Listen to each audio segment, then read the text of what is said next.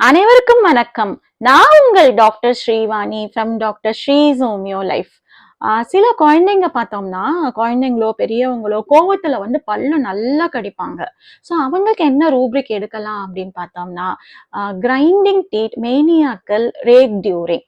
So யாராவது குழந்தைங்க கோவப்பட்டா பல்ல கடிப்பாங்க, இல்ல பெரியவங்களோ கோவப்பட்டா பல்ல கடிப்பாங்க அப்படின்னு சொன்னாங்கன்னா, அவங்களுக்கு இந்த ரூப்ரிக் யூஸ் பண்ணி மெடிசன்ஸ் கொடுங்க. ரிசல்ட் ரொம்பவே பியூட்டிஃபுல்லா இருக்கும். தேங்க்யூ.